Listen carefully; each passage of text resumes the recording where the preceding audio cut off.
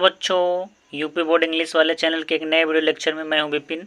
और आज की इस वीडियो लेक्चर में हम इंग्लिश 10th का ऑल चैप्टर डिस्कस करेंगे, जो एनसीईआरटी पर आधारित यूपी बोर्ड कक्षा 10 अंग्रेजी पाठ्यक्रम 2026-27 के ऊपर है। इसमें से क्या करना है भैया, देखो पहला क्या पैटर्न है।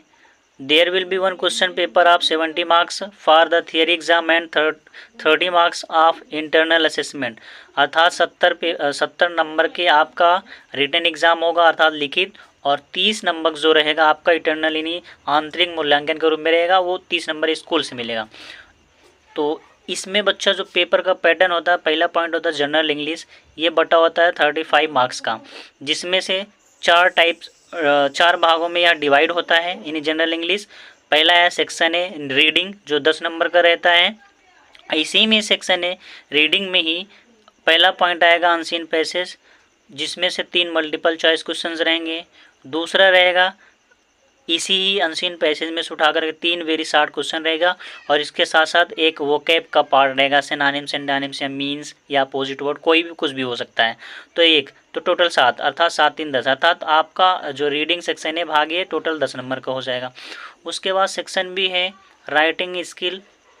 राइटिंग स्किल भी आपका 10 नंबर का रहेगा, जिसमें से इसमें पहला पॉइंट है लेटर इन एप्लीकेशन, जो फॉर्मल भी हो सकता है, लिखने के लिए आ सकता है, या इनफॉर्मल भी।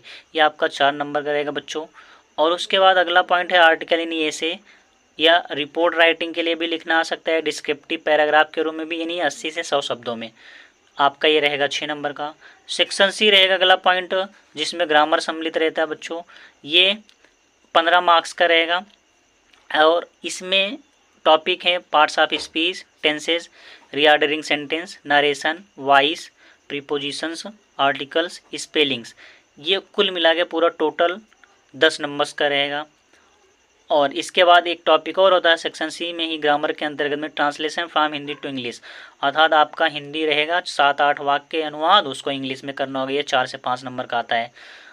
इसी में अगला पॉइंट बटा होता है यानी अगला डिवाइड होता है सेक्शन डी के रूप में लिटरेचर, यानी टेक्स्ट बुक आपका कितने नंबर का पूछता है, यानी ये 35 मार्क्स का रहता है, जिसमें फर्स्ट फ्लाइट के अंतर्गत प्रोज आता है, ये 15 नंबर का होता है।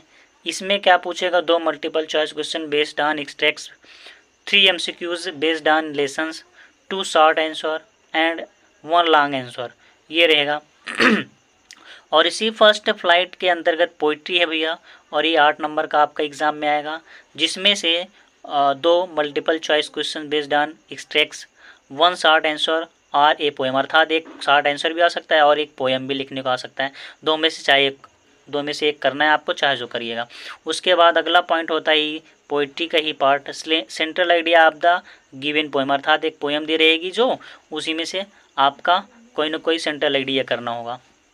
उसके बाद सप्लीमेंट्री रीडर हैं, फुटप्रिंट्स विदाउट फीट के अंतर्गत ये आता है। ये आपका पूछेगा 12 नंबर का, जिसमें से 3 multiple choice question, 2 short answers, 1 long answer. तक तो मैं समझा कि हमारा एग्ज़ाम का पैटर्न क्या होगा, कितने नंबर का कौन सा टॉपिक पूछेगा।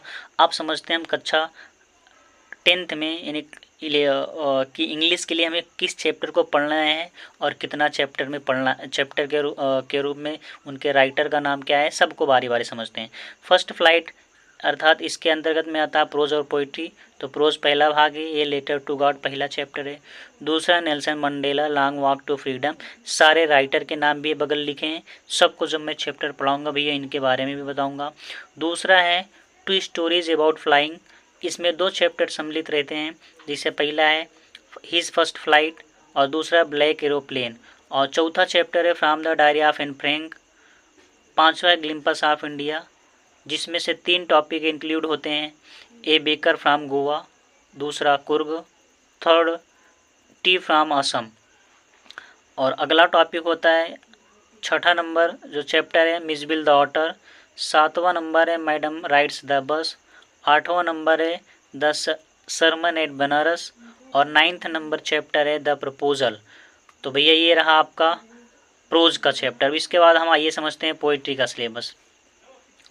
ये भी फर्स्ट फ्लाइट के अंतर्गत ही है। पोइट्री में पहला चैप्टर है डस्ट ऑफ स्नो, दूसरा है फायर एंड आइस, तीसरा है टाइगर इन द जू, चौथा है how to tell wild animals, पांचवा है द बाल पोयम। यानी सारे चैप्टर में क्या करना है, कैसे पढ़ना है, एक एक पॉइंट मैं सबको जब पढ़ाना स्टार्ट करूँगा तो सब बताऊँगा उसमें। पांचवा है द बाल पोयम, छठा है एमांडा, सातवां है द ट्रीज, आठवां है फॉग, 9th नंबर है the tale of custard the dragon. उसके बाद 10 पॉइंट नंबर चैप्टर है फॉर एनी ग्रॉगरी। उसके बाद जरी दूसरा द थीफ स्टोरी, तीसरा द मिडनाइट विजिटर, चौथा है क्वेश्चन ऑफ ट्रस्ट, पांचवा है फुटप्रिंट विदाउट फीट, और छठा द मेकिंग ऑफ साइंटिस्ट, और सातवां द नेकलेस, आठवां है भोली, और 9th नंबर है the book that shaped the earth. तो बच्चों ये रहा आपका कक्षा 10वीं इंग्लिश का सिलेबस पूरा 2026-27। तो उम्मीद करता हूँ आपको समझ में आया हो। सिलेबस डिस्कशन पूरा मैं अच्छे से कर दिया हूँ।